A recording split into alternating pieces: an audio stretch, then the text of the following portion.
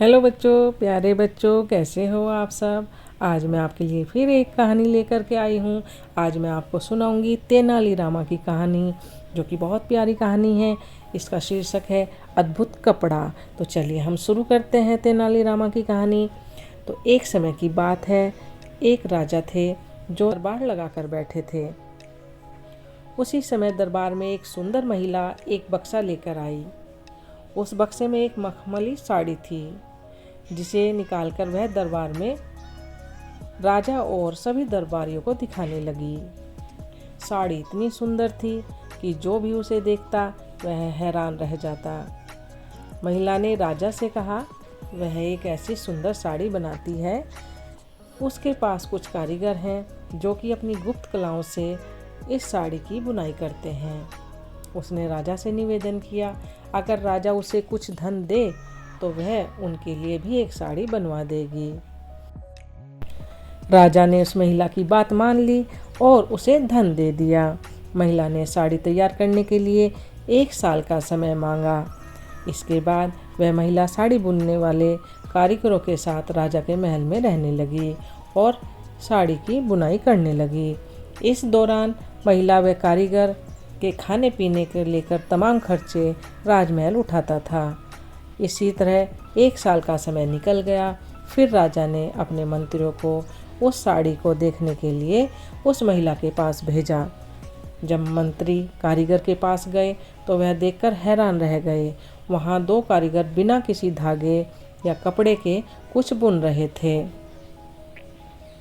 महिला ने बताया कि उसके कारीगर राजा के लिए साड़ी बुन रहे हैं, लेकिन मंत्रियों ने बताया कि उन्हें कोई साड़ी दिखाई नहीं दे रही है। इस पर महिला ने कहा कि यह साड़ी सिर्फ वही लोग देख सकते हैं जिनका मन साफ हो और जीवन में उन्होंने कोई पाप न किया हो। महिला की यह बात सुनकर राजा के मंत्री परेशान हो गए। उन्होंने बहाना बनाते हुए उस महिला से कहा उन्होंने वह साड़ी देख ली है और वहाँ से चले गए। राजा के पास जाकर उन्होंने कहा, वह साड़ी बहुत सुंदर है। राजा इस बात से काफ़ी खुश हुए। अगले दिन उन्होंने उस महिला को दरबार में बुलाया और वह महिला एक बक्सा लेकर अपने कारीगरों के साथ दरबार में आ गई। उसने दरबार में अपना बक्सा खोला और साड़ी दिखाने लगी। दरबार में बैठे सभी लोग हैरान रह गए, क्योंकि राजा समेत किसी भी दरबारी को वह साड़ी नहीं दिखाई दे रही थी। उस महिला ने झूठ बोला, वह सभी को बेवकूफ़ बना रही थी। इसके बाद तेनालीरामा ने उस महिला से कहा कि उन्हें या दरबार में बैठे किसी भी व्यक्ति को या दरबारी को यह साड़ी नहीं दिखाई दे रही है।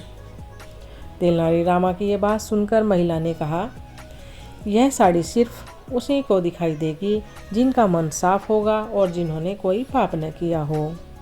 महिला की इस बात को सुनकर तेनालीराम के मन में एक योजना आई। उन्होंने उस महिला से कहा, राजा चाहते हैं कि तुम खुद इस साड़ी को पहनकर दरबार में आओ और सभी को यह साड़ी दिखाओ। तेनालीरामा की यह बात सुनकर वह महिला राजा के सामने माफ़ी मांगने लगी।